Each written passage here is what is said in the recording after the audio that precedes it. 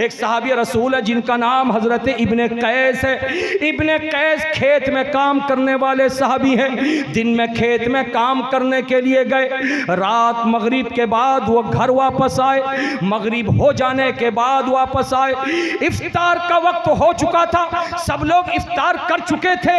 वो बाद में घर पहुंचे। जब घर पहुंचे, दिन भर के रोजेदार थे। बीवी से कहा मैं रोजे से हूं, इफ्तार नहीं किया हूं, जल्दी से कुछ लाओ, पका के लाओ, बना के लाओ, मैं खा लूं, रोजा इफ्तार कर लूं। हजरात आज की तरह अमीरी नहीं थी, बड़े गरीबी में जिंदगी गुजारा साहबा इकराम ने। बीवी गई और खाना तैयार करने लगी। अल्लाह अल्लाह, खाना तैयार करते करते इतना वक्त लग गया कि जब खाना बना के लेकर के आई है तो इशा का वक्त हो गया। और जब इशा का वक्त हो गया तो साहबे रसूल ने देखा अब तो खाने की इजाजत नहीं, अब तो पीने की इजाजत नहीं। खाना मौजूद था मगर खाया नहीं, पानी मौजूद था मगर पिया नहीं। उसी हालत में दूसरे रोजे की नीयत कर लिया। रात गुजर गई, दूसरा दिन आया, दोपहर ढलते ढलते आपके ऊपर बेहोशी तारी हो गई।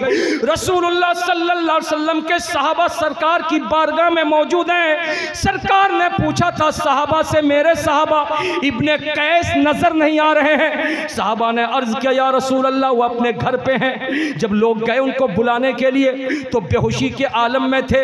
सहाबा दौड़े हुए आए, या रसूल अल्लाह इब्ने कैस तो बेहोश पड़े हुए अपने घर पे, उनको होश नहीं है। रसूलुल्लाह ने पूछा था उनकी बीवी से पूछो बेहोश होने की वजह क्या है।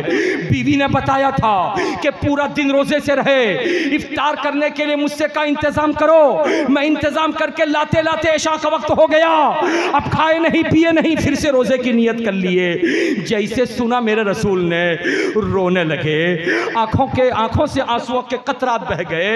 हाथों को रब की बारगाह में उठाया, अपनी उम्मत के दुखड़े को पेश किया, अपनी उम्मत की तकलीफ को पेश किया।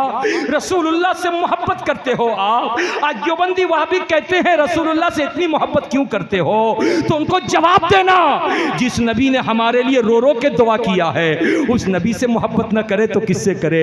नबी हाथों को उठाते हैं और उठाकर रब की बारगाह में फरियाद करते हैं, ऐ मेरे परवरदिगार, मेरी ये गुनहगार उम्मत कमजोर उम्मत है, नहीफो नातवा उम्मत है। मेरे परवरदिगार रोजा बहुत लंबा है, इतना लंबा रोजा मेरे कलमा पढ़ने वाले नहीं रख पाएंगे। ऐ मेरे परवरदिगार इतना लंबा रोजा मुझे चाहने वाले नहीं रख पाएंगे। या अल्लाह मैं तेरा प्यारा नबी, ऐ अल्लाह मैं तेरा प्यारा हबीब, मैं दुआ करता हूँ मेरी उम्मत के लिए रोजे को आसान कर दे, मेरी उम्मत के लिए रोजे को आसान कर दे, मेरी उम्मत के लिए रोजे को आसान कर दे। रसूल रो रहे थे, खुदा की रहमत मचल रही थी। जिब्रील अमीन को हुक्म हुआ, ऐ जिब्राइल मेरा महबूब रो रहा है, उम्मत के लिए फरियाद कर रहा है, जाओ कुरान की आयत लेकर के जाओ और जाकर के रोजे को छोटा होने का हुक्म दे दो। कुरान की आयत लेकर के जिब्रील आ गए। चुनांचे आयत ये थी, कुलू वशरबू हत्ता यतबय्यन लकुमुल खैतुल अबयदु मिनल खैतिल अस्वद मिनल फज्र। कहो सुभान अल्लाह, झूम के कहो सुभान अल्लाह, प्यार से कहो सुभान अल्लाह, हाथों को उठा के कहो या रसूल अल्लाह। महबूब के पास जाओ और जाकर कुरान की आयत सुना दो। कुरान की आयत जिब्रील जैसे लेकर के आए, रसूलुल्लाह को सुनाया तो रसूलुल्लाह ने खुशी में उठ करके सदाए हक बयान किया और इरशाद फरमाया, मेरे सहाबा मेरे खुदा ने मेरी दुआ कबूल कर ली, अब रोजा आसान हो गया, अब रोजा छोटा हो गया। अभी अभी जिब्रील आए थे और उन्होंने कहा, या रसूल अल्लाह अपने सहाबा से कह दीजिए कि मगरिब से लेकर के फजर तक वो खाते रहे पीते रहे और फजर का वक्त जब से शुरू हो तब से लेकर के मगरिब तक भूखे रहे प्यासे रहे, इसी का नाम रोजा है। सुभान अल्लाह, सुभान अल्लाह। हाथों को लहरा के बोलो या रसूल अल्लाह, झूम के बोलो सुभान अल्लाह, सुभान अल्लाह। हजरात आखिरी बात सुन लो, मैं कहना ये चाहता हूँ, हुक्म किसने दिया? खुदा ने। अरे बोलिए, हुक्म किसने दिया? रोजे को छोटा किसने किया? प्यार से बोलिए, खुदा ने। किसके पास हुक्म आया? रसूलुल्लाह के पास। लेके कौन आया? अरे बोलिए बोलिए, जिब्रील लेके आए। देने वाला खुदा, लेने वाले मुस्तफा।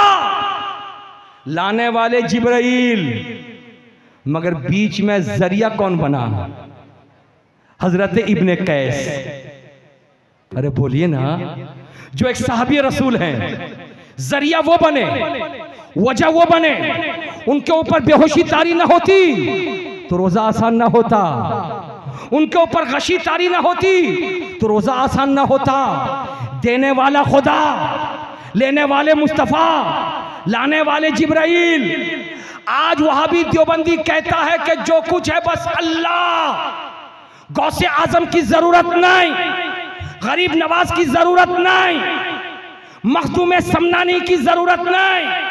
आपके इलाके में आपके पीरो मुर्शिद सैयद जलालुद्दीन अशरफ तशरीफ लाते हैं, उनकी जरूरत नहीं, आला हजरत की जरूरत नहीं, मारारा के बुजुर्गों की जरूरत नहीं, कटरा के शहनशाह की जरूरत नहीं, अलाउल हक पंडवी की जरूरत नहीं, सिराजुद्दीन अखी आईने हिंद की जरूरत नहीं। जो कुछ है बस अल्लाह। मैं भी कहता हूं सिर्फ और सिर्फ अल्लाह है, लेकिन बीच में जरिया अल्लाह वाले हैं। तो देखो, खुदा देने वाला, मुस्तफा लेने वाले, जिब्राइल लाने वाले, मगर बीच में एक साहबी रसूल जरिया बन गए, बीच में एक साहबी बन गए, बीच में जरिया अल्लाह के वली बन गए। इसलिए सुन्नियों, तुम्हारी किस्मत है कि तुम खुदा की भी इबादत करते हो और खुदा के नेक बंदों से मोहब्बत भी करते हो। नारे तकबीर, नारे रिसालत। जीवनी वक्ता हजरत अलीमुद्दीन साहब किबला।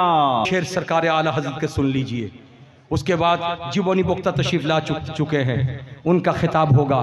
और इनके बाद एक महान वक्ता, दुनिया सुन्नियत के बेबाक खतीब, शेर हिंदुस्तान, शान कोलकाता, हजरत अल्लामा मौलाना सैफुल्लाह अलीमी, जो हमारी जमात के बेमिसाल खतीब है, उनका खिताब नायाब होगा इंशाअल्लाह ताला। वो आप सुनेंगे। तो मैं कहना चाह रहा था, सुन्नियों, तुम्हारे हाथ में वलियों का दामन है, इसलिए मजबूती के साथ पकड़ो। वो जरिया है जिसके जरिए तुम रसूलुल्लाह के भी मुहिब बनते हो, खुदा की बारगाह के भी बरगुजीदा बंदे बनते हो। इसीलिए आला हजरत अजीमुल बरकत फाजिल बरेलवी इमाम अहमद रजा खान ये लिखते हैं अपने नातिया शायरी में, लिखते हैं यूं, तहरीर फरमाते हैं, या रसूल अल्लाह तेरे सदके मुझे एक बूंद बहुत है तेरी, जिस दिन अच्छों को मिले जाम छलकता तेरा, और तेरे टुकड़ों पे पले गैर की ठोकर पे न डाल, झिड़कियां खाएं कहाँ छोड़ के सदका तेरा।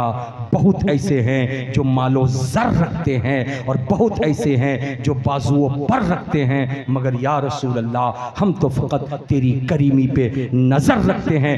इस्लाम जिंदाबाद, हिंदुस्तान पाइंदाबाद, वमा अलैना इल्लल बलाग। अस्सलामु अलैकुम व रहमतुल्लाहि व